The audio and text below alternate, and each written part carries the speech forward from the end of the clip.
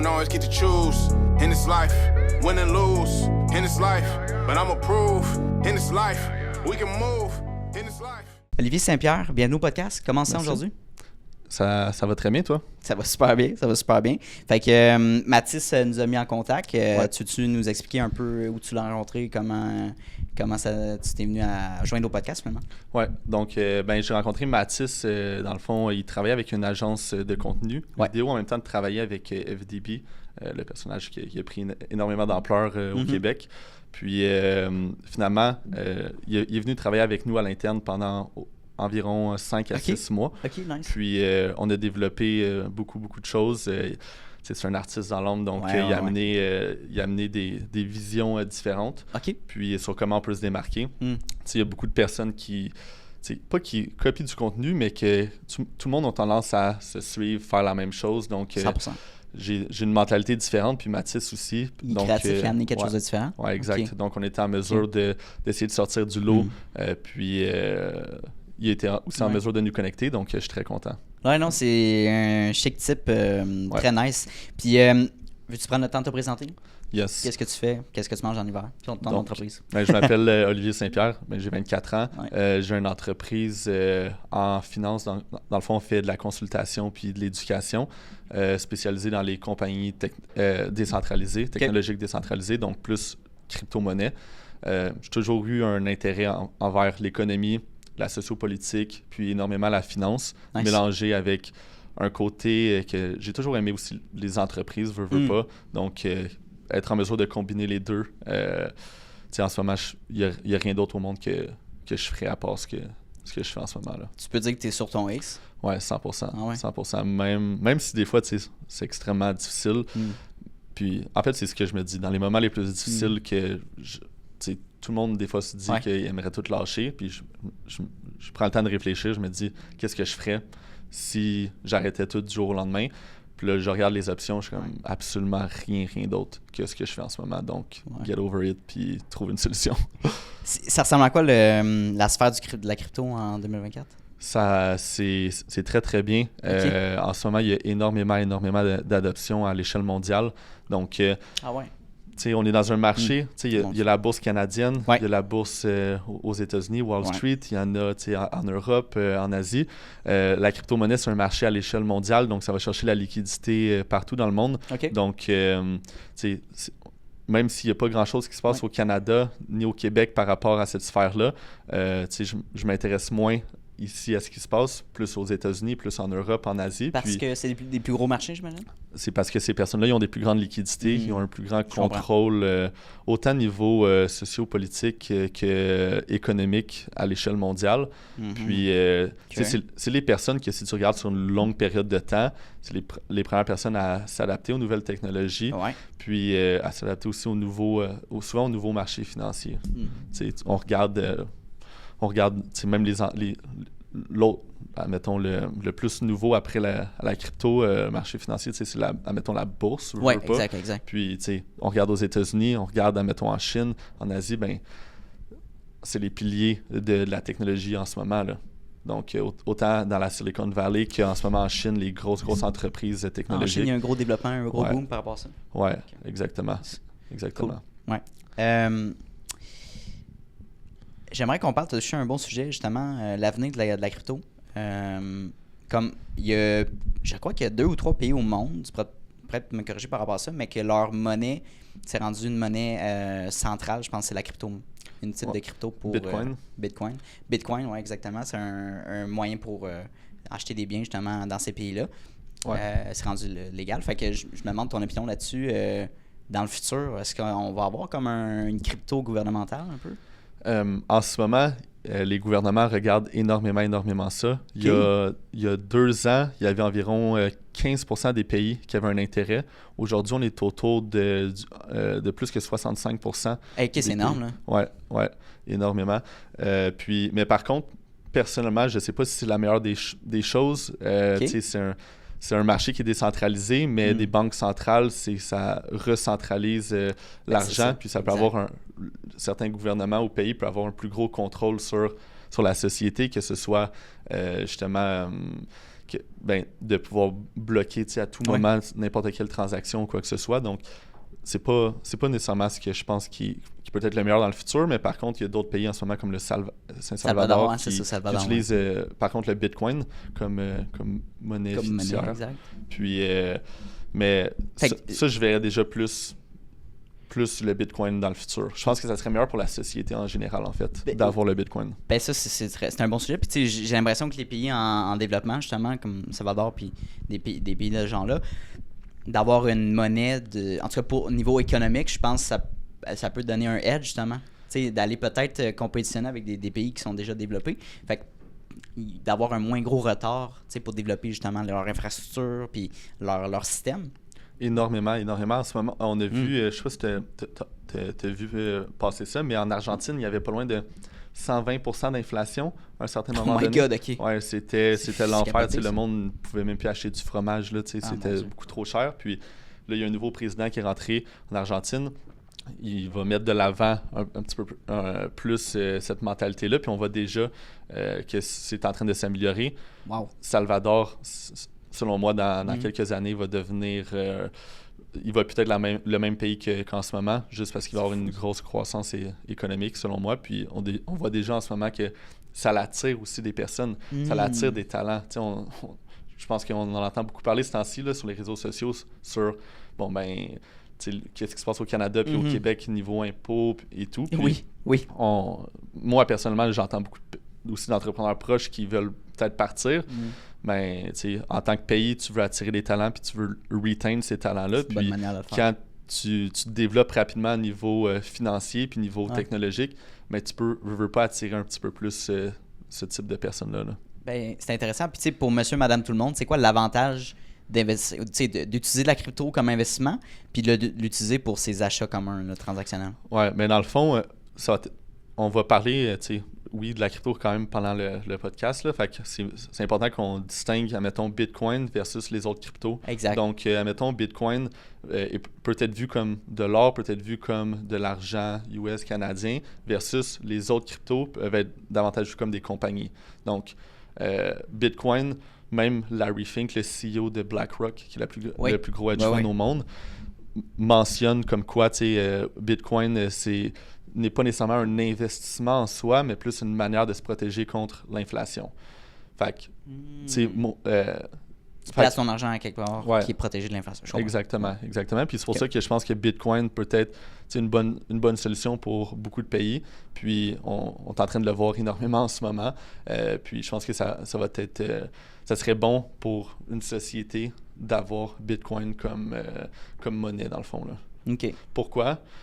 On l'a vu, admettons, si on regarde juste aux États-Unis, depuis 2020-2021, le dollar US a perdu 25% de sa valeur en l'espace de 4 ans.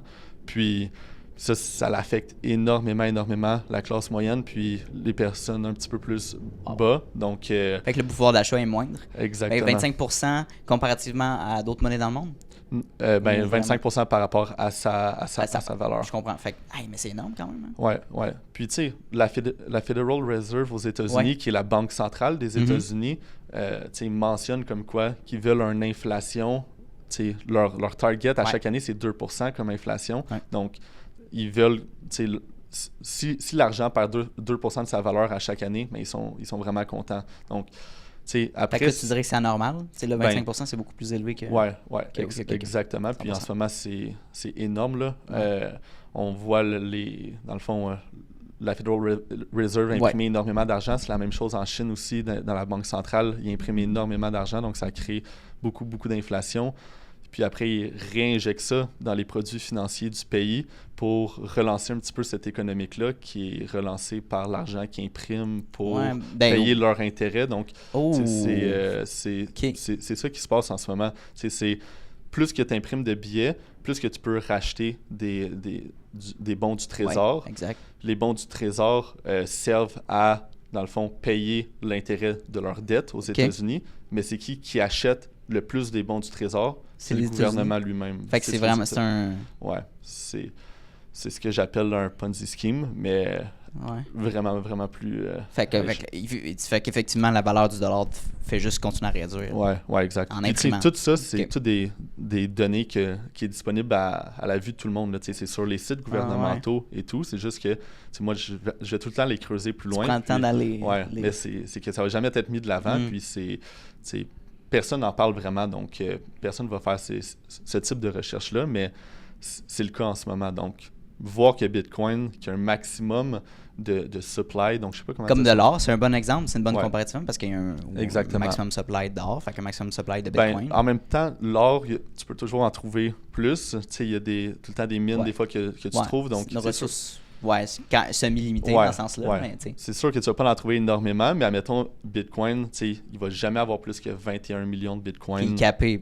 Sûr. Je comprends. Il n'y a aucun contrôle en arrière, tandis que tout le dollar US, dollar canadien ou quoi que ce soit, il y a quelqu'un qui peut imprimer plus de billets. Exact. Donc, c'est sûr que la valeur de Bitcoin va être définie différemment des autres cryptos, vu qu'il est comparé plus à l'or puis à l'argent. Mais notre argent en soi, l'argent canadien, l'argent US, la valeur de l'argent est définie par la valeur que la société décide de mettre envers ça. Donc en ce moment, on voit ces problèmes-là à l'échelle mondiale, surtout depuis la pandémie.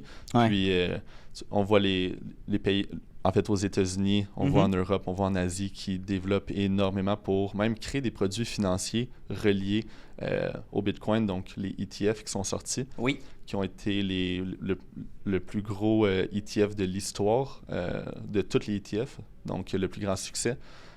Puis en ce moment, l'Australie en a lancé un. En Chine, qui avait banni il y a 2 ans la crypto, ils ont réouvert l'opportunité d'achat de crypto aux retail investors.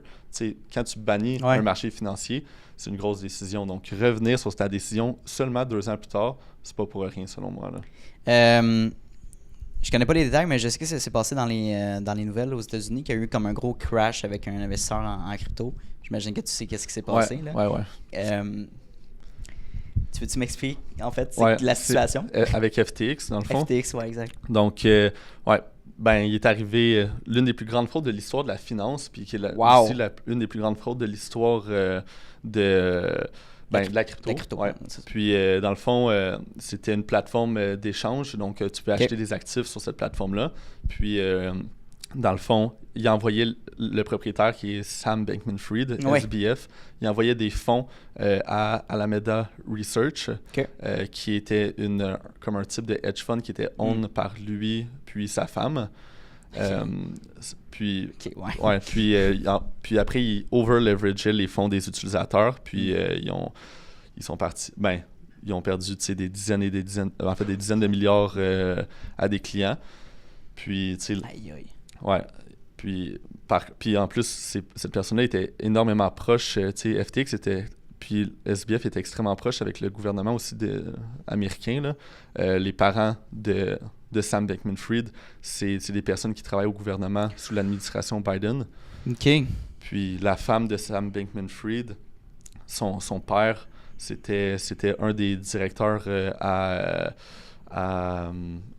à Stanford University, qui était le patron de Gary Gensler, qui est le président de la sécurité financière aux États-Unis aujourd'hui, donc la SEC. SEC, c'est comme l'AMF ici. OK, parfait. Donc, il y a beaucoup d'affaires un petit peu chez... C'est un gros coup pour le gouvernement. Oui, exactement. Mais ils n'en ont pas énormément parlé, ça a passé sous le radar. Parce qu'eux, ils avaient fait des gros dons aussi au gouvernement. Donc, non, mais ça se rappelle pour les personnes qui écoutent, il faut faire attention à où tu places ton argent. La crypto-monnaie, qu'est-ce qui est intéressant, c'est que tu peux détenir tes fonds toi-même, donc les avoir de manière décentralisée. Même dans le stock market, c'est pas le cas. Tu achètes un stock, sur ton écran, oui, ça dit que tu le détiens, mais c'est pas réellement toi qui le détiens. Tu as un papier qui dit qu'il détient un stock, mais à la fin de la journée, mettons, tu as du Bitcoin dans un ledger, si je peux dire qu'il y a un cold wallet, mais c'est réellement toi qui est ta propre banque, là. Donc qui détient tes propres fonds. Donc peu importe ce qui arrive, en fait, il peut juste rien arriver. Oui, ça peut être mélangeant pour les nouveaux investisseurs parce que, disons que moi j'utilise Wealthsimple, puis je regardais mettons pour acheter de la crypto, mais c'est des stocks de crypto. Versus acheter, avoir un wallet, puis vraiment acheter Ouais, mais tu sais, il y a d'autres aussi plateformes juste de crypto, puis tu sais, ça reste la même chose. Ouais. Tu sais, des fois, c'est plus facile, c'est plus rapide d'exécution, ça a moins de frais, mais ça reste que quand on est dans des cycles un petit peu plus baissiers, tu sais, on sait jamais comment l'entreprise se porte en arrière. Qu'est-ce qu'ils font réellement avec nos fonds? Donc, tu sais, vaut mieux prévenir que guérir, selon moi. Puis, on va parler... en tout cas, on va parler de spéculation. Ouais. Il est en dessous de mes pieds. OK, ouais. Parler de spéculation, mon cher. Ouais. Pour les investisseurs, justement, qui regardent, qui s'intéressent à la bourse, souvent, j'ai la perception, tu me diras si j'ai tort, que la valeur d'une crypto est basée justement sur moi, je dis que ça vaut ça, moi, je dis que ça vaut pas ça, puis je t'en achète puis je le vends. Versus un stock d'un Apple, par exemple, va être basé sur les actifs de l'entreprise, sur ses ventes, sur ses employés, etc., toute la charge par rapport à ça. Comment tu vois ça? Genre, c'est-tu vrai, c'est-tu faux? Ouais, dans le fond, c'est sûr qu'il faut faire attention. Vu que c'est un nouveau marché, puis il y a eu moins de régulation vu que c'est un nouveau marché, mais en ce moment, il commence à en avoir davantage, ce qui est très bon. Ouais, mais ça fait en sorte qu'il y a plusieurs projets qui n'ont aucune valeur intrinsèque, c'est vrai. Par contre, il y a d'autres compagnies technologiques qui ont une valeur intrinsèque, puis qui peut être calculée d'une certaine façon. Donc, c'est comme dans les années 90, certaines compagnies de tech, il y en avait plein qui faisaient des IPO. Puis aujourd'hui, il n'y en a plus beaucoup qui sont restés aussi longtemps. Mais c'est la même chose qui va arriver aussi éventuellement avec la crypto. Il y a eu beaucoup de ICO qu'on appelle, mais ceux qui vont perdurer sur le temps, il ne va pas en avoir énormément. Puis c'est ceux qui vont offrir de la bonne valeur. Okay. En 90, c'était plus Web 2 qui était développé, donc plus la technologie centralisée, Internet. En ce moment, c'est des technologies décentralisées. Puis ça va toucher tous les secteurs d'activité. Dans le fond, la tech, comme on l'a vu, ça vient toucher littéralement tous les secteurs, que ce soit le banking system, que ce soit la protection de données, l'agriculture, que ce soit la chaîne d'approvisionnement, que ce soit vraiment n'importe quoi, des infrastructures physiques, du real world asset, donc mettre des actifs réels de façon digitale. Donc, en ce moment, c'est ça qui est en train de se développer. Les entreprises ont des revenus, certains, pas toutes ont des revenus, mais ça reste qu'à la fin de la journée aussi, l'investissement en soi, je pense qu'il a vraiment changé depuis la pandémie. Peu importe qu'une entreprise, même à la bourse, soit profitable ou peu importe ses revenus, ça reste que on vit dans un moment que le fondamental n'est pas à 100% toujours pris en compte. Puis il y a beaucoup d'irrationnel à ne pas enlever de l'équation puis à ne pas négliger. Donc, c'est important de comprendre cette irrationalité-là dans les marchés puis de voir comment tu peux le mettre à ton avantage. On l'a vu avec des GameStop, avec des AMC. Ça c'était fou là, ce qui s'est passé. Aucune valeur exactement. À part de l'irrationalité. Donc, on a tendance à penser que c'est juste en crypto-monnaie, mais c'est beaucoup plus que juste la crypto-monnaie. Donc, il y a de l'irrationalité un petit peu partout. Puis, il faut être en mesure de le saisir, mais effectivement, il faut faire attention à dans quoi investir, puis aussi le moment que tu investis. Le timing. Oui, parce que c'est un marché qui fonctionne par cycle. OK. Parce qu'à chaque 4 ans, il y a ce qu'on appelle un halving. Donc, à chaque 4 ans, les mineurs de Bitcoin voient leur rémunération diminuer de moitié, ce qui vient descendre l'offre. Puis, lorsqu'il y a une baisse d'offre, puis une demande, admettons, égale, les prix montent. Mais souvent, lorsqu'on sait aussi qu'il y a une baisse d'offre, mais souvent la demande va finir par augmenter, veut pas, ce qui va créer un énorme scarcity sur le prix, puis qui crée une bonne montée. Donc, c'est ce qui crée en ce moment plus un cycle qu'on définit d'une certaine façon, qu'on est capable de un peu plus savoir quand se positionner dans le marché, quand c'est moins intéressant d'être positionné dans le marché. Plus qu'on va avancer dans le temps, moins que ce halving-là va se faire ressentir parce que au début, en 2009, c'était, je pense que c'était 50 bitcoins ou quelque chose comme ça, je ne me rappelle pas exactement. En ce moment, c'est rendu à comme 0.25 ou 0.5 de rémunération. Donc, l'impact du halving va moins se faire sentir. Donc, le cycle va moins se faire sentir. Mais pour le moment qu'on se parle, il y a quand même un moment pour être positionné puis un moment pour ne pas l'être, là. OK. Puis j'aimerais qu'on saute sur un autre sujet intéressant. J'imagine que tu connais les NFTs. C'était bien populaire pendant la pandémie.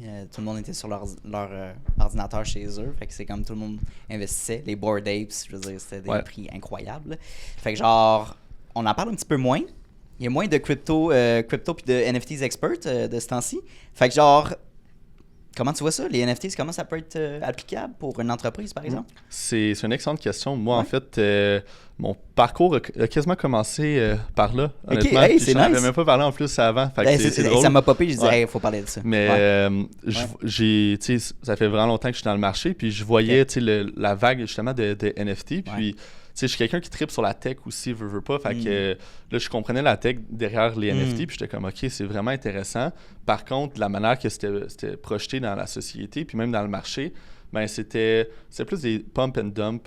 Not gonna lie, il n'y a pas beaucoup qui ont survécu, puis c'est plus un money grab qu'autre chose. Fait que moi, quand je me suis lancé, je voulais offrir un peu les services comme on offre en ce moment, mais c'était différent il y a quelques années. Puis je voulais développer un projet NFT justement pour utiliser la technologie pour offrir ces services-là. Donc, qu'est-ce que je trouvais intéressant, c'est que il y avait un certain contrôle ou une centralisation lorsqu'on offre un certain type de service. Donc, je voulais que nos clients, dans une certaine façon, soient propriétaires, puis qu'il y ait un ownership réel de l'offre de service. Okay. Puis ça, je trouvais ça malade. Je trouvais que c'était, veux pas, révolutionnaire d'une certaine façon. Ben, qui fait ça exactement? Donc, par contre, vu que le mot NFT, dès qu'on parle de NFT, le monde pense à tout ce qui s'est passé. Exact. Puis le marché cible pour du monde qui sont prêts à acheter ça, même si c'est des services ou quoi que ce soit, on n'était pas encore assez développé. Puis il y a trop une grosse masse qui ont profité de ce nouveau type de technologie-là pour profiter monétairement de tout ça. Donc, moi, ça a été ma première grosse expérience. Là. On avait bâti une équipe vraiment plus à l'international. J'avais du monde en Australie, en Europe, une équipe de développeurs à New York, aussi ici à Montréal. On était ça. Genre 19. Puis malheureusement, ça n'a vraiment pas fonctionné. Ça a été une de mes plus grosses erreurs. J'ai perdu pas loin de 100 000 si c'est pas plus là-dedans. Puis... Ben, pourquoi ça n'a pas fonctionné? À cause de cette... ben dans le fond, c'est ça. Le monde n'était pas... J'étais peut-être un petit peu plus rapide par rapport à l'adoption. Je pensais que le monde allait embarquer autant que toi. Ouais, mais tu sais, des fois, tu dis, tu veux changer le monde d'une certaine façon, mais le monde n'est pas prêt encore à changer. Tu veux pas, tu peux pas juste tout faire, créer cette adoption-là juste par toi. Donc, effectivement, j'ai travaillé vraiment fort. On était dans un moment aussi un petit peu plus difficile dans le marché, donc il y avait une perte de confiance. Mais effectivement, le monde qui était dans le marché des NFT ont tendance à plus vouloir trader des NFT pour en acheter un puis leur vendre rapidement, plus loin pour comme 5 à 10 piastres de profit quasiment. Là, pour la beauté de créer un projet pour bâtir une communauté, je les comprends parce que, admettons, ces personnes-là, souvent les projets n'ont aucune valeur. Tandis que le monde que j'attirais, mon marché cible que je visais, avait pas d'intérêt au service que j'offrais, mais avait plus un intérêt de la manière que j'offrais le service en soi. Donc, il y a eu comme... C'est un petit problème, mais pas grave. J'ai appris énormément. J'ai bâti tellement de contacts là-dedans. Puis, ça a été un de mes plus gros apprentissages en termes de business. Plus loin que aimer ce que tu fais, faut que ça rapporte de l'argent à la fin de la journée. Puis, je veux pas le modèle d'affaires de NFT, c'est pas nécessairement le meilleur. T'as pas de revenus tant aussi longtemps que tu launches pas, si on peut le dire. Puis après, les revenus récurrents, ils sont un petit peu plus difficiles. Fait que je suis content, honnêtement. Par contre, ça a été extrêmement difficile. Hein? J'étais jeune à ce moment-là, puis ça prenait tout mon temps, toute mon énergie. J'imagine. Je disais non à tout. Je me faisais inviter, tu sais, veux pas, c'est un âge que tu te fais inviter dans les bars, dans des festivals, à des fêtes. T'avais quel âge, 22? J'avais 21, 22. Ouais, c'est ça. Ouais. J'avais 21, 22, puis tu sais, aussi quand t'es la première chose que tu mets de l'avant, mettons un peu plus sur les réseaux sociaux, puis que tu commences à parler, ben le monde, ils ont tendance à croire. Ben, je veux pas plus croire au début, genre, le monde, il te donne des petits tapes dans le dos et tout. Puis plus que ça avance, moins c'est le cas. Puis, j'ai vu la perte de confiance énormément suite à ce failure-là. Perte de confiance de tes proches, de tout des le gens monde. qui te suivaient? Ouais, pas du monde qui me suivait, mais de mon habileté à amener un projet à ses fins, admettons. Ah, à ce point-là, OK. Ouais. Fait que est-ce que je fais vraiment la bonne chose? Est-ce que je suis juste delusional? La remise en question. Ouais, fait que, tu sais... Fait que ça c'est sûr que ça a été extrêmement dur. Moi, j'étais livré à moi-même avec toutes ces pertes-là monétaires. Et puis c'est énorme, là, à 22 ans, perdre 100 000, on s'entend, c'est de l'argent. Là, c'est pas beaucoup de jeunes qui vivent ça. Oui, effectivement. Puis, tu sais, là, je t'ai retrouvé face au mur, rock bottom. Puis, il fallait soit que je retournais à l'école, soit que... ou soit je trouvais une solution. Puis, j'ai trouvé une solution. C'était proche du moment de Noël. Fait que aussi, c'est le moment que tu te rassembles encore plus avec la famille. Fait que honnêtement, c'était vraiment pas facile, mais j'ai pris comme 2-3 semaines de plus relax, puis après, j'ai trouvé une solution. Là. Très cool. C'est là que la solution que j'ai trouvée a fait en sorte qu'en ce moment, j'ai vraiment pas à me plaindre, puis ça va extrêmement bien. Une belle entreprise. Ouais. Tu as touché à ça justement à l'école et tout ça. On va parler de ton parcours au HEC. Qu'est-ce qui s'est passé? Qu'est-ce qui t'a donné le goût initialement d'aller étudier au HEC? Puis ta décision par rapport à la suite de tes études? Ouais. Ben, j'ai toujours adoré la finance. Mon grand frère est allé au HEC, tu sais, puis ma mère, en fait, ma famille est plus en comptabilité, c'est plus genre strict. Puis, cartésien, ma mère a gagné meilleur comptable au Canada une année. Mon frère dans le top étudiant aussi en comptabilité au HEC. Ton père, mon père, tu sais, non. Il fait quoi? Lui, dans le fond, il est plus en industriel. Puis, il n'est pas allé à l'université. Mais dans le fond, c'est un peu... C'est ça. T'sais, moi, j'étais pas la personne qui étudiait énormément beaucoup à l'école, mais je me débrouillais quand même, pas pire. J'étais dans le milieu. Ouais, dans la moyenne. Mais l'affaire, c'est que autant au secondaire, au cégep qu'à l'université, dans ma tête, il n'y avait aucun incentive à performer. T'arrives au secondaire, tu dois juste passer. Mais j'avais des relativement bons résultats, mais j'avais juste besoin de passer pour aller au cégep. Après, au cégep, il fallait juste que j'aille une cotaire de 26 pour entrer au HEC. Puis après, au HEC, ben, tu as juste besoin de passer tes cours quasiment. Tu t'en fous, t'as pas l'intention de monter dans faire une maîtrise. J'avais de la difficulté à avoir de l'intérêt, à vraiment embarquer à 100%. Puis j'ai jamais gardé, admettons, l'école comme seule source d'éducation.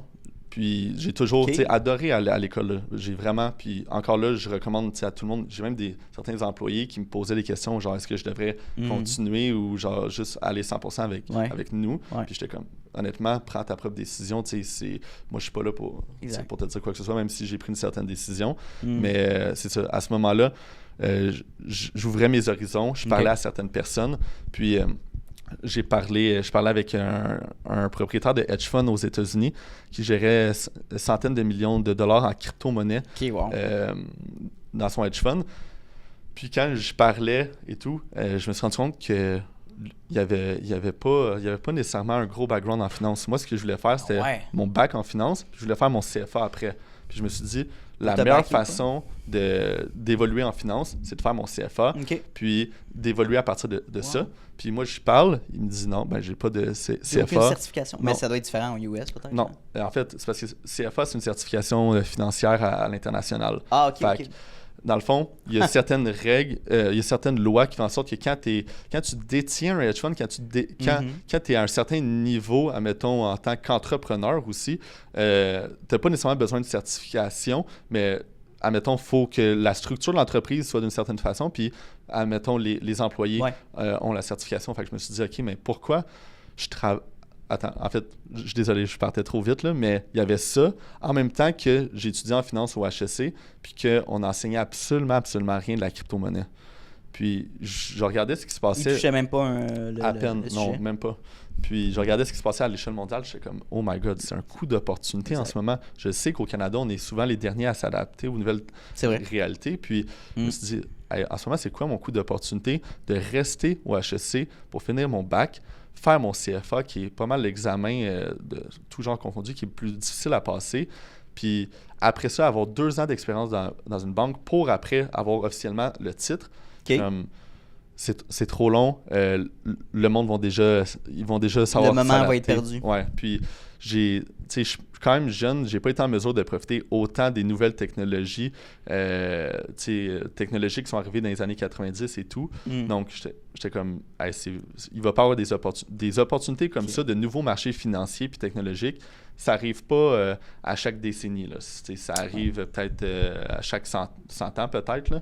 Donc je me suis dit, même si je suis jeune, faut que c'est un trop gros coup d'opportunité de juste finir l'école. Je me lance. Je me suis lancé un petit peu les yeux fermés, puis c'est pour ça que j'ai fait quelques erreurs. Puis même à ce moment-là, dans le temps que j'étais au HEC, j'investissais beaucoup en crypto-monnaie, je transigeais, puis j'avais monté... Il y avait un de mes comptes que j'avais monté de 7 000 $ canadiens à genre 70 000 US en genre 1 mois. Oh my God! Ouais, puis quand t'es jeune, t'es comme... Ouais, puis je suis devenu un peu delusional avec la valeur de l'argent. Puis, quand t'as autant d'argent, tu comprends pas vraiment l'argent. Mais tu sais, c'est pas parce que je le dépensais, c'est juste que pour moi, mon risk management, je l'ai perdu à ce moment-là, vu que c'était comme devenu trop facile de générer de l'argent, mettons. Fait que, mais qu'est-ce qui est arrivé, c'est que 1 mois après, je l'ai fait de 7 à 70, 1 mois après, j'ai perdu ce 70-là en 5 minutes. Ouais. Qu'est-ce qui s'est passé? Dans le fond, je faisais des transactions à levier, puis j'avais fait comme 10 000 cette journée-là, juste avec des transactions, puis sur la même crypto-monnaie. Puis j'avais pas de... Il me manquait de batterie sur mon cell, puis habituellement, j'étais devant mon écran, puis j'avais pas de stop loss. Donc, puis j'étais en cross margin. Donc ça veut dire que tu peux perdre plus que 100% de ce que tu as investi dans ce trade-là. Donc, j'avais transigé en long. Donc, dans le fond, un trade que tu dis que le marché va monter, la crypto va monter. Après, short, que ça va descendre. Puis là, j'étais en short sur une certaine crypto-monnaie. Il était rendu 8h30 le soir. Souvent, le soir, il y a moins de liquidité dans les marchés parce qu'il est ouvert 7 jours sur 7, le marché, 24 heures sur 24. Puis là, je branche mon cell. L'ironie des choses, c'est que je m'en vais voir sur mon ordinateur, magasiner un petit voyage et tout. Ben oui! Ouais, puis littéralement, je reviens, puis je voyais flou, j'en revenais pas. C'est comme Moi, j'étais en short, puis là, ça l'a monté, puis ça l'a tellement monté rapidement dans le laps de temps que je l'ai lâché que j'étais comme, hey, ça vaut pas la peine de fermer, genre ça va redescendre à un moment donné, puis finalement, ça l'a liquidé tous mes comptes en l'espace de 5-10 minutes. 70 000 US. Comment tu t'es senti? Je voyais flou. Je suis pas allé à l'école pendant 1 semaine après. C'est la seule fois, actually, que j'ai pas regardé les marchés pendant environ 1 mois. Il y a 1 mois depuis les 5 dernières années que j'ai pas regardé le marché, puis c'était après ça. Puis c'est là que ça a changé ma mentalité complètement de A à Z. Je voulais, tu sais, t'es jeune, tu veux de l'argent rapide et tout. Puis je me suis dit, c'est bien beau de l'argent rapide, mais il faut que tu sois en mesure que ça soit sustainable puis de grossir. Puis c'est là que j'ai eu une mentalité de jouer le infinite game, donc de pas avoir genre de jamais ne jamais être satisfait, mais ne jamais être dans le greed. Donc de vraiment être patient. J'étais vraiment pas patient avant. Puis maintenant, je suis extrêmement patient. Puis ça fait en sorte que c'est une des qualités aussi numéro 1 des investisseurs. Souvent, le monde, ils veulent tout trop rapidement. Puis ça le bâtit un petit peu plus ma mentalité plus institutionnelle. J'ai regardé les plus gros joueurs, comment ils avaient bâti toutes leurs plus grosses fortunes, que ce soit des Ray Dalio, que ce soit des... Warren Buffett. Ouais, exactement. Puis, eux, ça a été sur des longues périodes genre de temps. Puis, même toutes ces personnes-là, ça a pris quoi, des vingtaines d'années avant qu'ils soient reconnus par les marchés. Puis, même voir le CEO de BlackRock, Larry Fink, c'est que lui, il a eu une grosse défaite. Dans le fond, au début de sa carrière, il a perdu 100 millions de dollars. Oui. Ouais, D'accord. Ouais. Puis après, c'est là qu'il a fondé BlackRock. Ouais. Donc, puis qu'en ce moment, ils ont des dizaines de trillions de dollars sous gestion. Donc, je me suis dit, regarde, j'étais content que ça allait arriver plus tôt que plus tard parce que plus qu'après, j'aurais accumulé d'argent, plus que ça l'aurait fait mal tout perdre parce qu'il a fallu que je perde pour que j'apprenne. Donc, je te dirais que c'est autant le truc avec le NFT que cette défaite-là, ça a été mes deux plus grosses défaites, mais mes deux plus gros apprentissages qui a changé ma trajectoire complètement de A à Z là-dessus. J'aimerais juste savoir, quand tu t'es rendu au point de genre 70 000 US, de 7 000 Canadiens à 70 000, c'est ça? Ça t'es-tu passé par la tête de dire, comme je devrais peut-être cash out?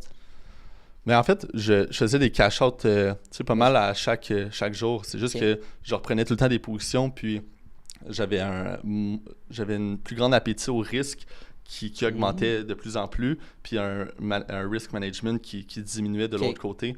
Donc, oui, je prenais profit, puis c'était pas la même position que j'ai gardée pendant tout le mois. C'est au fil et à mesure de prendre des positions, prendre profit, prendre des positions, prendre profit. Mais, ouais, non, c'est pas mal ça. Là. C'est fou, ça. Fait que quand même 2 grosses défaites à 100 000 avec avec les j'en ai NFTs, pas parlé. J'en ai pas 80 parlé 000. beaucoup, là. J'en ai pas parlé beaucoup. Ouais. C'était quelque chose que j'ai gardé C'est vraiment rough. proche, puis même, je l'ai Ben, dit tu veux dire, t'en parles avec tes parents, ils vont dire t'es malade, c'est-tu? Mais j'en ai pas T'as parlé à perdu- mes parents. J'imagine. J'en ai parlé à mes parents à ce Noël-ci. Là. Ouais, c'est ça. C'était la première fois, mais admettons quelques amis proches, mais aussi ma copine dans ce temps-là. Donc, c'est plus pour ma copine aussi dans ce temps-là qu'elle a vécu genre toutes ces défaites-là que c'est rough, là, veux pas, là, t'es avec une personne, tu vis avec une personne, puis le monde te voit comme pas une entité, mais dans le sens que tu es relié d'une certaine façon à la personne. Donc, quand il y a des grosses défaites, mais après, ça devient plus difficile. Là.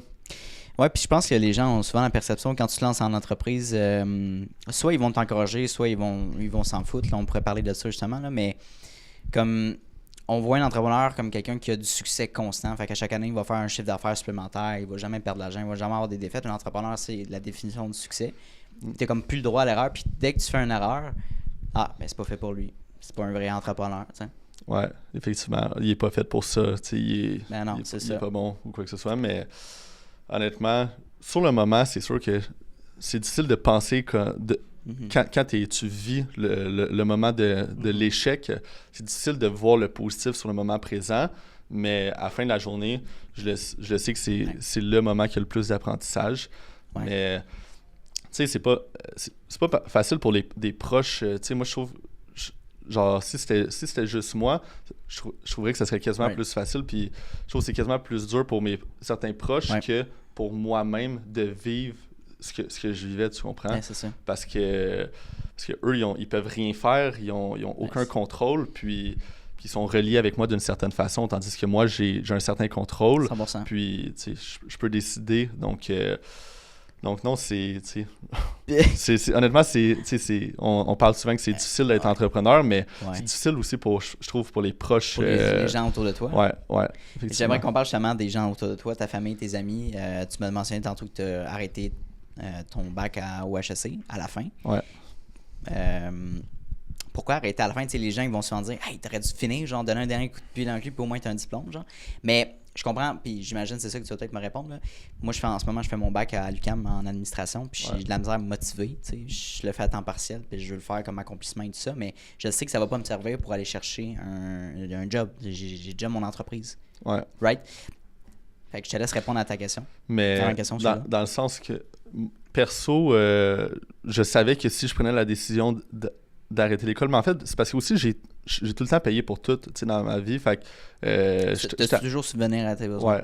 Subvenir à tes besoins. Donc, tu sais, je commençais à travailler extrêmement jeune, à 13-14, puis j'étais à l'école à temps plein, tu sais, 5 cours, en même temps d'avoir une job à temps partiel, en même temps de payer mon appartement, en même temps de payer mon école et tout, donc, tu sais, c'était du stock, puis je sentais que, pas que je m'épanouissais pas, mais c'est que j'apprenais pas ce que je voulais apprendre. Donc, je savais qu'en prenant la décision d'arrêter l'école, mais que littéralement, j'allais fort probablement, puis c'est le cas, travailler plus fort, plus m'éduquer, puis juste tout faire de plus sur tous les aspects. Donc, tu sais, c'est pas parce que j'ai pas pris la décision d'arrêter l'école pour arrêter de m'éduquer. Au contraire, c'est devenu une branche beaucoup, beaucoup plus importante dans ma vie. Puis je savais qu'il fallait que je travaille 3 fois plus fort si je prenais la décision d'arrêter. Parce que l'université, c'est une avenue comme une autre pour s'éduquer. On s'entend, c'est pas the only way. Tu as tellement d'autres manières d'être éduqué puis de te former. On s'entend, surtout avec l'Internet. Genre, tu as tellement de cours, de formations en ligne que tu peux faire, entre autres. Mais fait que tu as pris cette décision-là. Ça a été quoi la perception de tes parents, la rétroaction en fait de tes parents? Mon père, je pourrais pas dire, je me rappelle pas vraiment. Je pense pas qu'il s'est opposé ou quoi que ce soit. Ma mère, elle m'a toujours fait extrêmement confiance. Ma mère, c'est quelqu'un d'un petit peu plus stressé. Fait que je parle moins. C'est plus comptabilité. Puis elle a toujours été à son compte. Elle a jamais eu nécessairement d'employé puis ou vouloir ce qu'elle. Puis elle a travaillé tout le temps extrêmement fort, mais eu une plus grande peut-être peur par rapport à l'argent. Elle n'a pas nécessairement investi son argent ou quoi que ce soit. Elle avait sa clientèle, une stabilité. Elle me faisait confiance, parce que je sais qu'elle me fait toujours confiance, mais c'est pas... veut pas, c'est sûr ça reste une insécurité pour elle. En tant que parent, j'en parlais hier avec un podcast, puis elle aussi, elle a décidé de quitter, mettons, son programme d'études, puis genre, ses parents, même chose, sa mère, c'est comme, t'es-tu certaine que tu prends des bonnes décisions, puis tout ça, mais c'est bien placé, si j'étais sa mère ou si j'étais, mettons, j'ai mon garçon qui me dit, ouais, moi, je quitte c'est pas contre nous. C'est normal, c'est comme, quand tu as une bonne décision, puis attends une seconde, ok, parfait, tu quittes, tu décides de quitter l'université, c'est quoi ton plan de match?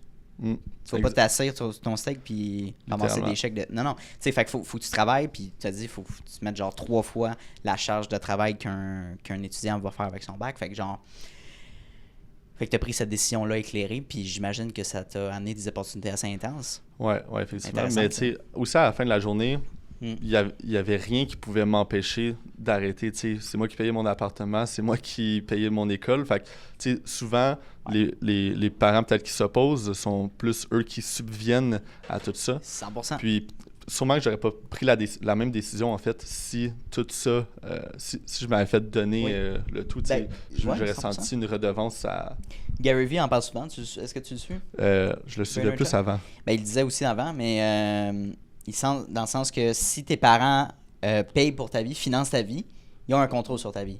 Fait qu'ils ont un mot à dire sur si tu quittes ou tu lâches l'université. Fait que genre ça, mais si tu es capable de payer, tu es on your own, ben ils n'ont pas de mot à dire. Là. Oui, peut-être qu'ils vont être en désaccord, mais ça t'affecte pas. Tu te vends pas à eux finalement. T'sais. Effectivement. T'es en contrôle de ta vie. Fait que les gens, en tout cas, les jeunes justement qui chialent souvent sur leurs parents, par exemple, mais qui vivent en dessous de dans leur maison, que tout est payé, mais oui, peut-être que c'est pas en alignement avec vos ambitions et tout ça, mais prenez en compte que justement, ils sont en train de financer votre vie en ce moment. Fait que si vous n'êtes pas d'accord, vous voulez vivre on your own, ben justement, quittez, faites des risques, prise de risque peut-être, puis essayez de vivre tout seul. C'est aussi différent que vivre chez soi, chez des parents. Bref. Ouais, je suis 100% d'accord. C'est ça. OK. Tu veux-tu me parler un petit peu, dans le fond, de la différence entre la crypto et le blockchain?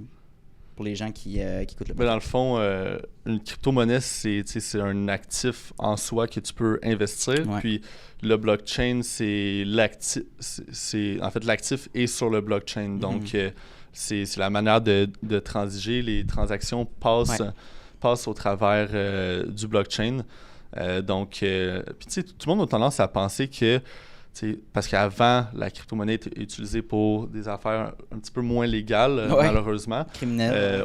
Donc, puis vu que beaucoup de personnes passaient par là, le monde pensait que c'est une manière que tu peux te cacher. Mais à la fin de la journée, le blockchain, c'est la vue de tous. Donc, toutes les transactions, tu peux les voir directement en temps réel. Donc, c'est une misconception, de penser que c'est plus caché puis que c'est plus difficile d'avoir certaines informations. Au contraire, même dans certaines analyses, des fois on se fait donner des chiffres. Certaines analyses de bourse, on se fait donner des chiffres par certaines personnes. Ces chiffres-là peuvent être contrôlés d'une certaine façon, je veux pas. qu'on l'a vu dans le passé à plusieurs reprises. Mais admettons, dans la crypto-monnaie, certains chiffres vont être prises d'une analyse, admettons, on-chain, donc sur la chaîne de blocs qui est le blockchain. Ouais. Puis, tu le sais que c'est des données qui sont infalsifiables. Donc, c'est des données réelles. Puis, même, moi, j'envoie de l'argent à quelqu'un en Égypte tout de suite.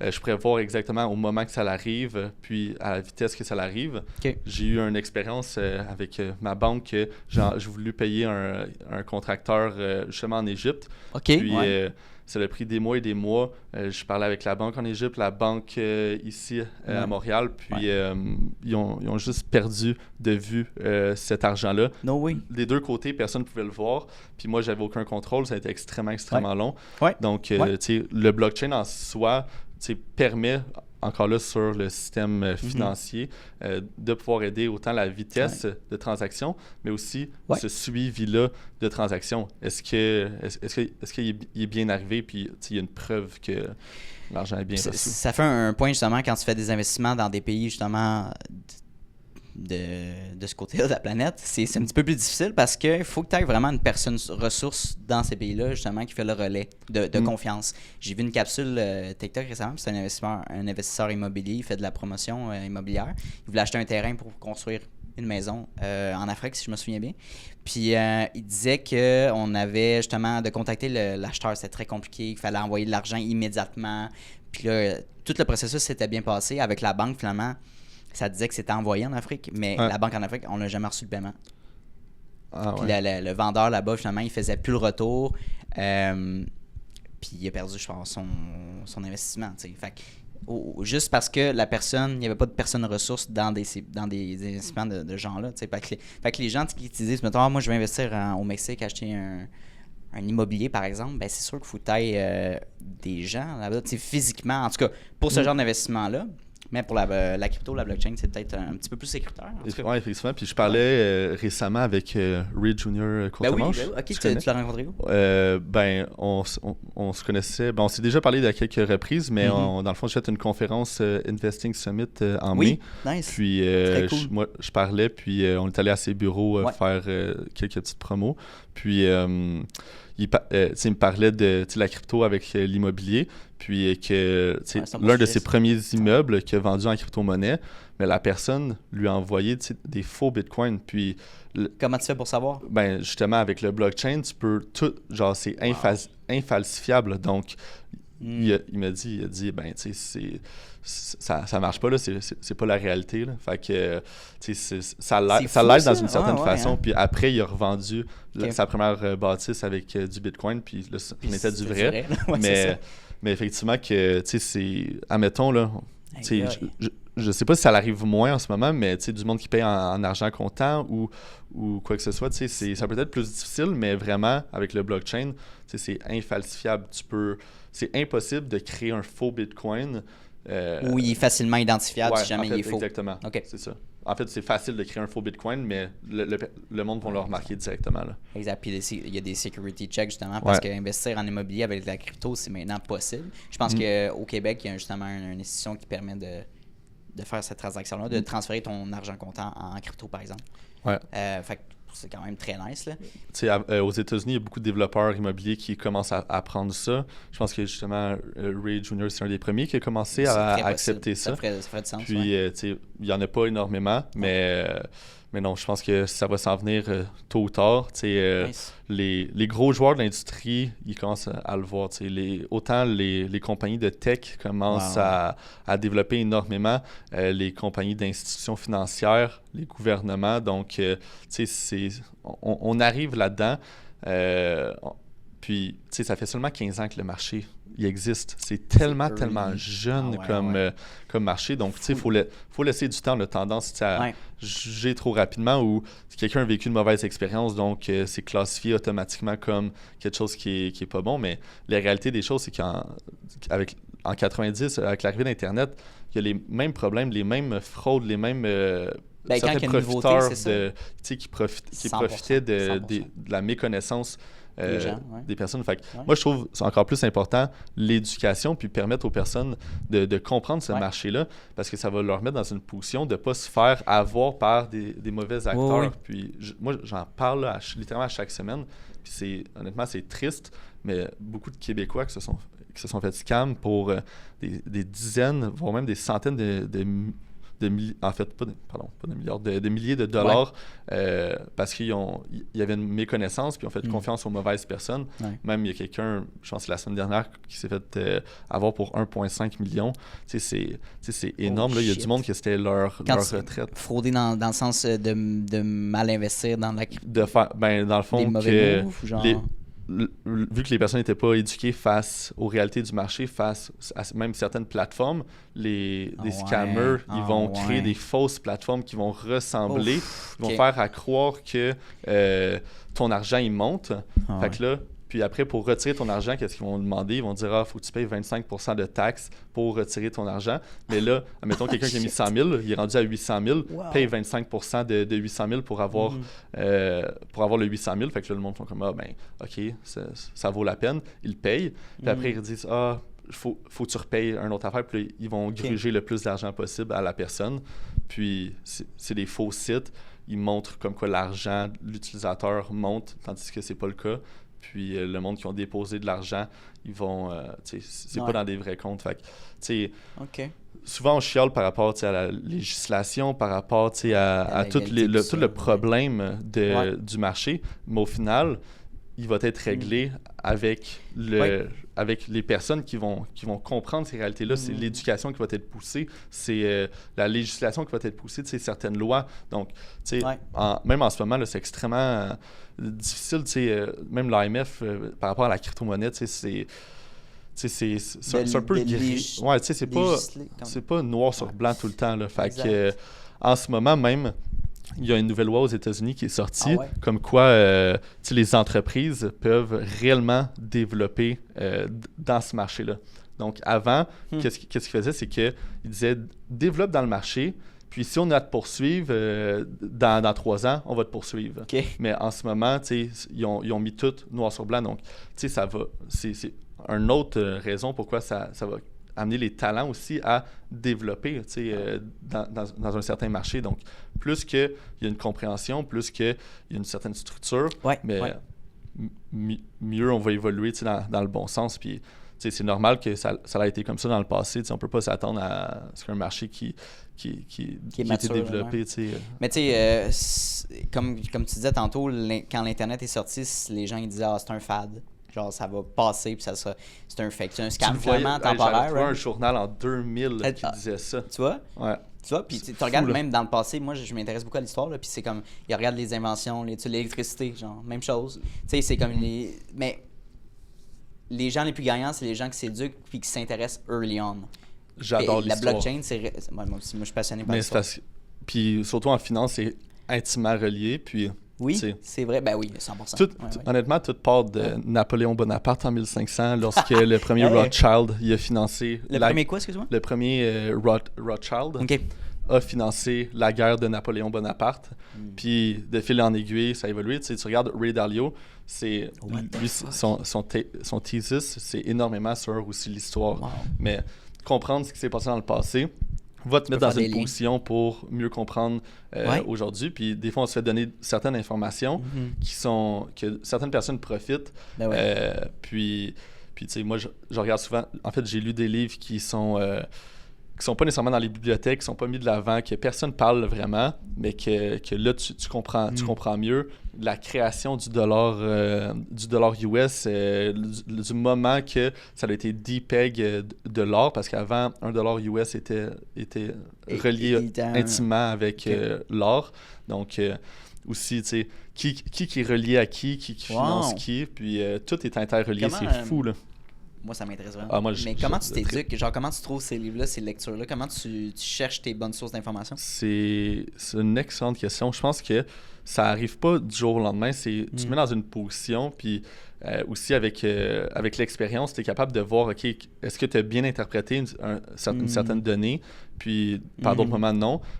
Puis des fois, quand tu trouves des affaires vraies, admettons, qui n'étaient pas vues comme vraies dans le passé, mais c'est là que ton thinking change à, OK, tu te re-questionnes, tu te poses les bonnes questions, puis ça va mener aussi aux bonnes sources.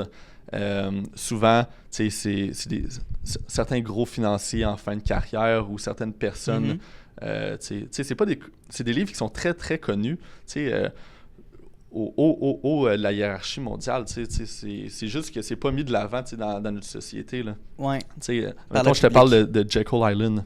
C'est ça, personne ne sait c'est quoi Jekyll Island, mais c'est là qu'ils se sont rassemblés pour enlever le dollar face à... Le dollar US face à l'or. C'est peut-être une technique aussi de dumb down un peu la population parce que les gens sont beaucoup plus intéressés par le entertaining, on s'entend. Là.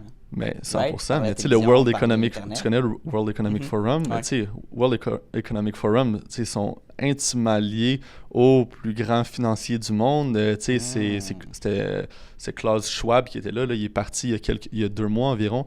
Puis Klaus Schwab, tu regardes la famille, tu sais, c'est intimement lié à la Deuxième Guerre mondiale, là, directement. Là. Tu fais des petites recherches, puis t'es comme, oh, OK. Ouais, tu comprends un peu plus le contexte. Là. Ouais, puis, tu sais, je pense qu'il y a une limite, par contre. Tu sais, le monde, des fois, ils vont creuser trop loin, puis ils vont faire des hypothèses que, selon moi, tu sais, ça sert à rien de juste... Extrapoler, genre. Ouais, tu sais, moi, je veux rester sur du concret, je veux rester sur quelque chose qui va me permettre de mettre dans une bonne position personnelle, puis tu sais, sans tomber dans la théorie du complot, là. Ouais, exactement, tu sais, parce qu'après, ça devient un cercle vicieux, fait que je préfère me fier aux faits, je préfère, tu sais, pas aller trop loin, puis, tu sais, au final, t'as aucun contrôle. Le seul contrôle que tu peux avoir une fois que tu as ces informations-là sur tout ce qui s'est passé dans le passé, puis le contrôle que le monde a sur notre société aujourd'hui, c'est d'utiliser ces informations-là à ton avantage.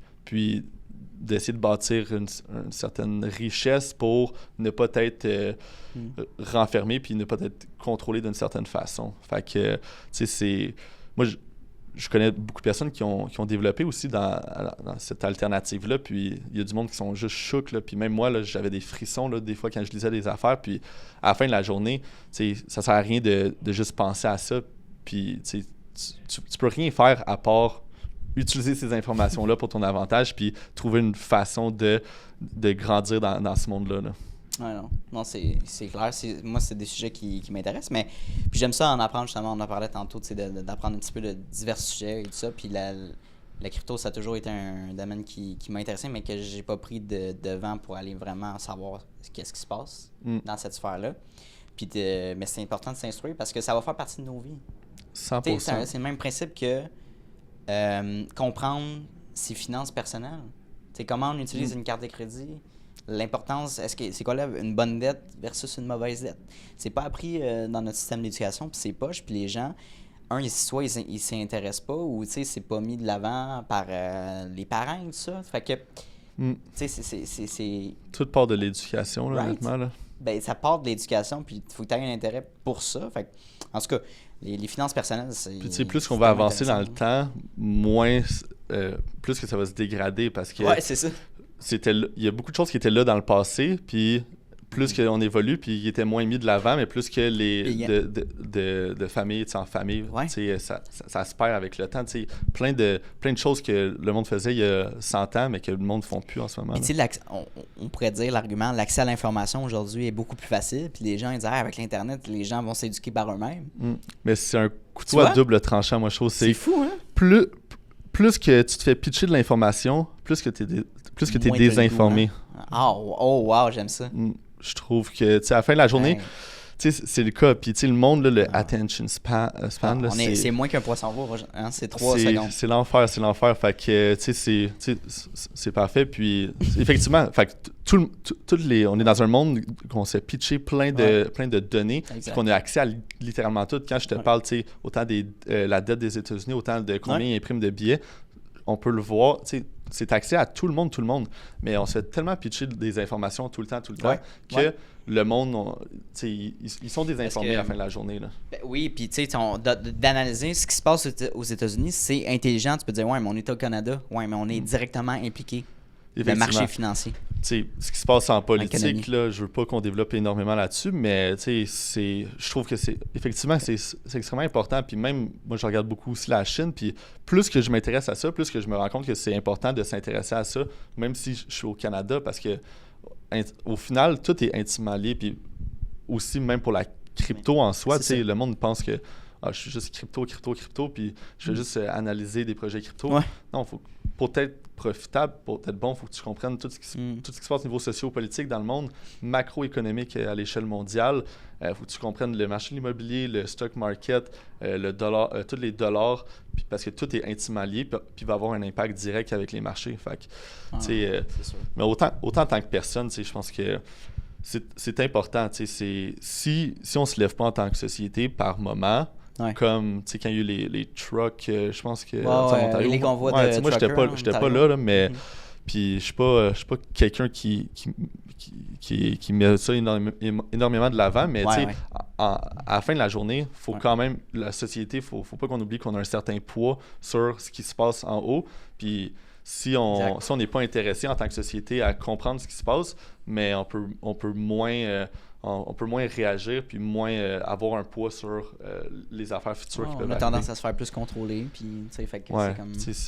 c'est pas rien, là, ce qui se passe aux États-Unis là, en ce moment. Là, quand tu parles politique, là, en ce moment? Le dollar US, il va extrêmement pas bien. Là. Mais puis, ça, le dollar US pourtant versus canadien. Tu regardes la Chine, le BRICS, ils ont arrêté d'utiliser le dollar US, puis le monde... Chine? Ouais, puis la Russie, il a rencontré le président Kim Jong-un de Corée du Nord il y a 2 semaines.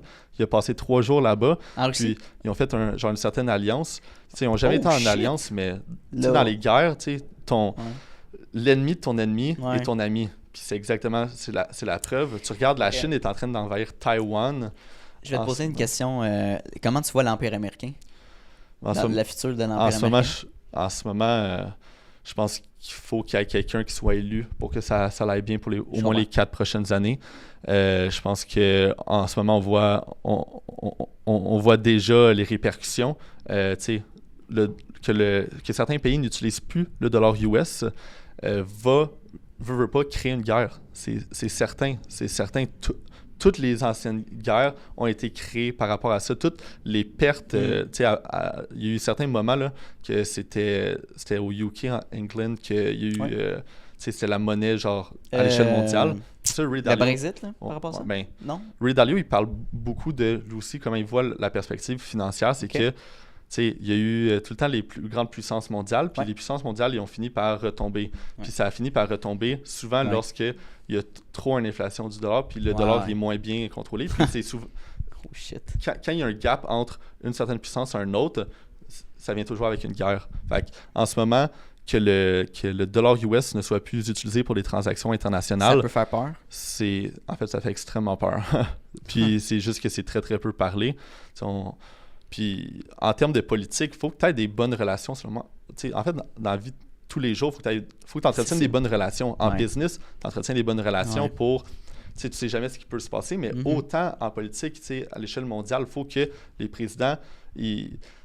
on n'a jamais vu Biden aller rencontrer le président de la Russie, non plus rencontrer le président de la Chine, ni la Corée du Nord. Par contre, on a vu d'autres présidents, par contre, le faire, puis ils ont entretenu des bonnes relations. Tu parles de Trump, là, non? Puis ils ont entretenu des bonnes relations.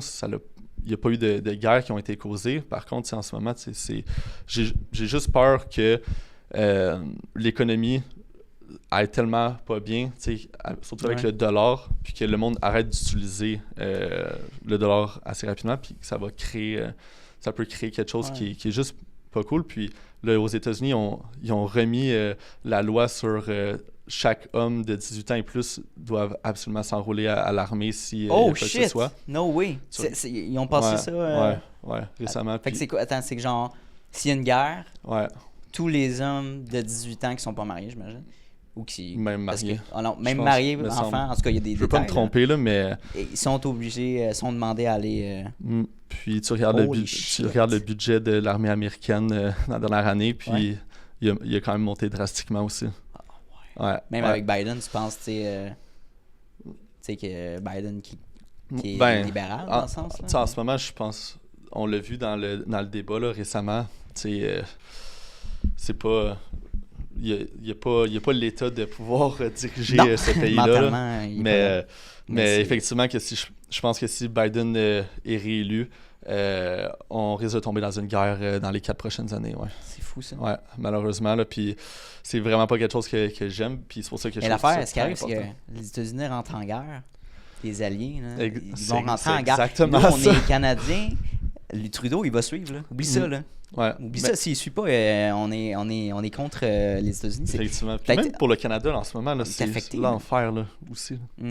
On se fait appeler, pour moi qui s'intéresse beaucoup à l'international, on se fait appeler Chinada par genre toutes les autres... Chinada, pourquoi? Ouais, parce qu'on se fait comparer à la Chine, qui est... communiste, genre? Ouais, socialiste. Exactement. Ouais. Okay. Donc... Je savais pas, mec. Ouais, okay. c'est fou, là. Puis, genre, moi, j'ai des analystes, là, aux États-Unis. Admettons, j'en ai un à Los Angeles qui a travaillé dans des gros hedge funds, puis dans le top 3 plus gros wealth management firm aux États-Unis. Puis, tu sais, peu importe à qui que je parle à l'extérieur, ils me posent tout le temps des questions, genre, c'est comment, genre, au Canada? Tu sais, c'est l'enfer, puis on se fait appeler littéralement Chinada. La perspective des États-Unis. En fait, de l'échelle mondiale. Wow! Ouais. Fait que... Nous, c'est la norme, là, je veux dire, on vit dans le pays, puis c'est comme... Mais tu sais, je pense que en ce moment, en termes de timing, tu sais, autant on a vu les problèmes à Montréal, au Québec, au Canada, fait que, tu sais, sur nous qui vivons à Montréal, admettons, tu sais, Montréal, ça va pas super bien, disons, Québec, pas tant non plus, le Canada... Encore moins. Je pense qu'on a la plus grande décroissance économique qu'on a jamais vécue. Tu parles au Québec? Non, au Canada. OK. Donc, fait que, tu sais, c'est sûr que c'est des moments plus économiquement plus difficiles, je pense, autant pour les États-Unis que pour le Canada. Puis, tu sais, c'est les décisions qui ont été prises. Là. Ben, c'est sûr que, tu sais, au Québec, les gens le savent, on est énormément taxés. Puis, tu sais, notre argent, comment est réutilisé? C'est triste, mais on dirait qu'elle n'est pas réutilisée. Elle n'est pas bien réinvestie, puis elle est mal gérée. Puis c'est comme, moi, en vieillissant, on voit ça, les jeunes, c'est comme on va être confrontés encore plus par rapport à ça là, quand nos grands-parents vont décéder. En tout cas, ça va être assez spécial. Effectivement, on est taxé énormément, taxes, impôts, puis après, il y a le coût de la vie, l'inflation. La vie qui augmente, fait que c'est quand même... L'inflation, ça, je trouvais ça quand même important de le dire, puis le monde a tendance à oublier que l'inflation ne recommence pas à chaque année. Le monde, tu sais, admettons, là, on a une inflation de 5% l'année passée, une inflation de 4% cette année, admettons. C'est pas genre 5%, puis 4%, c'est compound année après année. Oh shit. Mais c'est ça la réalité des faits, c'est que si ça a été 5 l'année passée, 4 cette année, ben dans les 2 dernières années, il y a eu 9%, tu sais, c'est pas... c'est snowball. Après, tu travailles aussi fort pour te faire autant taxer, autant d'impôts. La question se pose, est-ce que c'est rentable d'avoir une entreprise au Canada? Moi, admettons, mes décisions, je les perçois pas juste par rapport à l'argent. Fait que, j'ai toute ma famille, mes proches ici, puis je trouve que peu importe l'argent que je peux sauver, la valeur sentimentale de mes proches est beaucoup plus élevée que peu importe. Que l'argent que tu vas faire. Mais je côtoie énormément d'entrepreneurs, puis c'est discussions régulières, là. C'est discussions très, très, très régulières de partir. Ce que je trouve extrêmement dommage parce que... C'est triste parce que moi, je l'aime, là, ma province. Pour vrai, puis je veux investir économiquement, mais c'est comme tu vois les gens qui gèrent ça, puis il y a tellement de meilleures choses qui peuvent être implantées. Mais autant, c'est ça. Autant niveau taxes, impôts que le développement des entrepreneurs. Moi, j'ai extrêmement de difficulté à me développer là, en tant qu'entreprise qui est dans un nouveau marché. Là. C'est un marché que le monde aime vraiment pas. Puis, c'est clair. Surtout quand tu es des jeunes entrepreneurs. Je faisais des excellents revenus, admettons, mensuels, puis j'avais toujours pas de carte de crédit en entreprise. C'est fou. Ça m'a tout pris pour avoir un compte de banque entreprise. C'est des problèmes qui ont l'air anodins. Parce que l'entreprise, le type d'entreprise en tant que tel. Oui, exactement. Pour le marché. Fait que, holy shit. Fait que, c'est effectivement, puis je pense que un pays doit être, veut pas vu comme une entreprise. Tu sais, une entreprise, tous les aspects sont importants. Autant le côté social que le côté économique, veut pas. 100%. Puis un pays, c'est un peu la même chose. Tu sais, c'est le côté Le social, scale-up, économique, tu sais, tout ce qui est interrelié. Puis en ce moment, on n'est pas capable de d'attirer du talent puis de retain ces talents-là, malheureusement. Le monde part, puis c'est la pire chose qui pourrait arriver dans une entreprise. Pas ça. La base, c'est d'un peu Effectivement. d'être de l'éducation, puis l'éduquer, puis de développer économiquement. Fait que genre, si tes cerveaux, ils s'expatrient dans un autre pays pour faire... T'es comme là, t'es perdant. L'innovation vient de ça. Toutes les solutions aux problèmes actuels qu'on vit va se régler avec l'innovation. Donc, si on pense régler des problèmes qu'on a actuellement en montant certaines taxes ou whatever, puis en faisant partir quelques personnes, ben peut-être que ça règle à court terme parce que tu vas avoir de l'argent rapide, mais sur le long terme, en termes d'innovation, en termes de personnes que tu attires, ben, c'est pas la meilleure des affaires, là. Dernier sujet avant qu'on termine notre entrevue ensemble, Olivier. C'est quoi tes ambitions pour ton entreprise? Là, tu m'as dit que tu avais beaucoup de valeur au niveau de ta famille, puis ta vie personnelle, puis que l'argent, c'est un atout le fun et plaisant, mais c'est peut-être pas tes ambitions principales. Mais ça ressemble à quoi? C'est quoi le futur de ton entreprise? Je veux... Comment tu vois ça?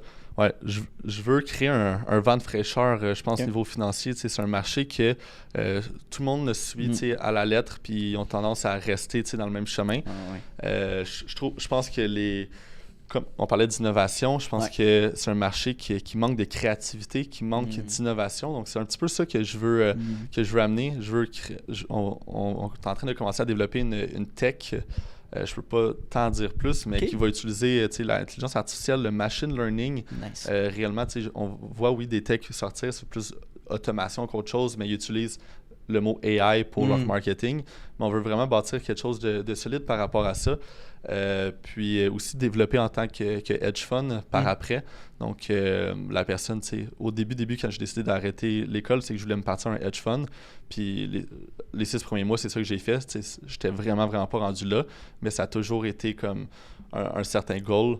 Aider le monde à bénéficier des marchés financiers, puis à comprendre l'importance qui est d'investir son argent, puis de s'intéresser à l'innovation. Donc, c'est vraiment d'amener la créativité dans le domaine que je veux me développer, puis de bâtir aussi une belle équipe, une équipe qui va aussi développer avec nous, puis qui est prêt à créer un changement, puis réinventer d'un certain sens les normes qu'on peut voir en général dans le monde. Olivier, si on veut faire affaire avec toi, c'est quoi le processus? Comment ça fonctionne pour rentrer en contact avec toi? C'est vraiment facile. Juste m'écrire sur Instagram. Puis, parfait. Pas plus compliqué que ça. Donc, Oli, /Saint-Pierre, SINT. Donc, pas plus compliqué. Hey, merci beaucoup pour ton passage au podcast. Ce que je propose souvent à la fin de mes podcasts, c'est de faire un part 2 dans 6 à 12 mois. Voir ce qui se passe avec ton entreprise. Certainement. Les nouveautés, parler politique, histoire, moi, ça me passionne. Fait qu'on pourrait même se faire un autre podcast juste là-dessus. Moi, il n'y a rien que j'aime plus que ça. Là. Pour vrai, moi, justement, j'ai un projet que je veux interviewer un historien. Vraiment qui est spécialisé dans l'histoire du Québec. Parce que je trouve qu'on a une mentalité, on va finir là-dessus, une mentalité née pour un petit pain au Québec, puis ça revient souvent. Et le pourquoi, parce que c'est pas venu tout seul, right? Fait que c'est de voir un peu dans notre passé ce qui s'est passé, puis comment on peut, en tant que parent, changer cette mentalité-là. Fait que, bref, l'histoire, c'est très intéressant. Allez s'éduquer là-dessus. Merci encore. Mais merci à toi, puis à bientôt. À bientôt. Hey, salut, ça fait déjà la 2e fois qu'on se voit dans cette même vidéo-là. Donc, merci de ton attention, puis merci de ta discipline, parce que c'est un mince pourcentage des gens qui sont capables d'écouter du début de l'épisode jusqu'à la fin. Donc, merci beaucoup de ta discipline. Ça démontre énormément de motivation de ta part et bien sûr d'un aspect important de l'entrepreneuriat que oui, la motivation, c'est important, mais la discipline, c'est encore plus important. Donc, merci de ton attention. La meilleure manière que tu peux me repayer pour ce podcast-là, vu qu'il est accessible à tous et gratuit, il va rester gratuit. Ça, c'est important. Notez-le à quelque part. Je tiens qu'il reste gratuit, accessible à tout le monde. En fait, c'est tout simplement de repartager le podcast dans des Instagram Stories, d'en parler avec tes amis, d'envoyer le lien à tes amis. Hey, Mathis, va donc écouter cet épisode-là. C'est super intéressant. ça vaut de l'or, puis ça va me permettre d'aller faire croître le podcast à un niveau exponentiel. Donc, merci beaucoup pour ton aide et ton intérêt pour le podcast. Et bien sûr, on se revoit la semaine prochaine dès jeudi midi pour un nouvel épisode. Donc, bonne journée à toi.